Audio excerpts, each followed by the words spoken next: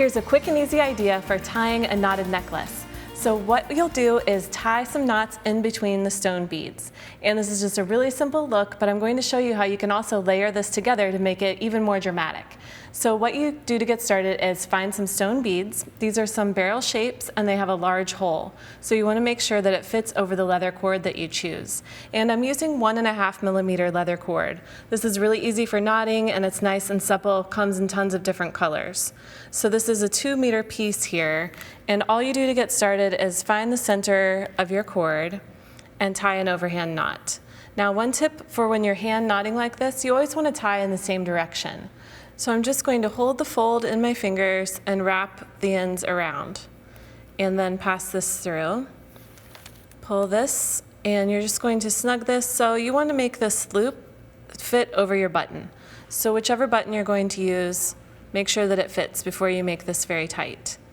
Okay, so now you can see my knot looks nice and even, and then I'm just going to string a bead onto one cord, and then I'll tie a knot around again. So bring your end down, and you can leave a little bit of space here so that there's a little bit of play. It gives some nice movement to your necklace when it's finished. This is an overhand knot again, so I'm keeping my cords parallel and just wrapping them around, bringing the ends through the loop, and then pulling that tight as well.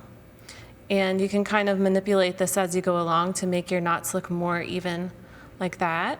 Now, I have one bead on this cord, so I think I'll switch to the other side so that I have kind of an alternating effect. Now, this would be a great way to do alternating colors too. You could use different stones. I'm happen to be using the same strand on each piece, but you could certainly mix your stones. So then wrap around and tie another overhand knot. You're just going to keep tying in the same way until you reach the end of your cord. So, you know, your knots don't have to be perfect, but there are some things you can do by pulling the knot cords parallel like this, then it does keep your knot a little bit more even looking. If you don't mind for them to be a little bit on top of each other, then just go ahead and pull it tight. So I'll add one more bead and then make one more knot. You would just keep repeating this process to the end of your strand.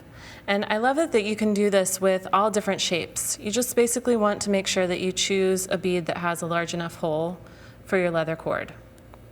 Okay, so this is the 1.5 millimeter, but you could also use 2. It would give it a little bit of a thicker effect. So you can see it's starting to kind of create a nice looking alternating pattern here.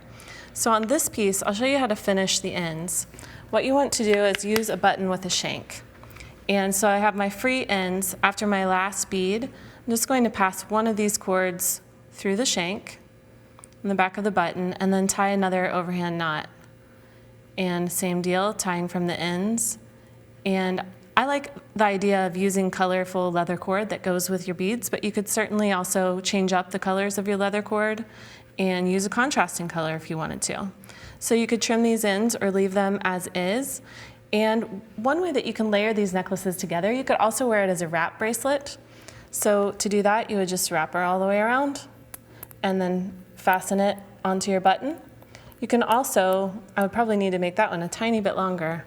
You could also attach it to your other necklace. So for example, on this necklace here, I used the same color of leather cord so that I could wear these together. So you just hook this one on to your button and then drape this around.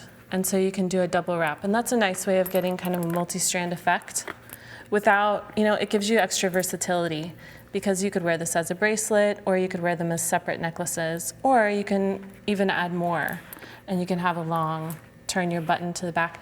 But I like the idea of mixing some different stones here. And of course, all those different stones have attributes that you might want to incorporate into your jewelry. So this is goldstone and lapis. This is going to be a really strong, powerful statement necklace.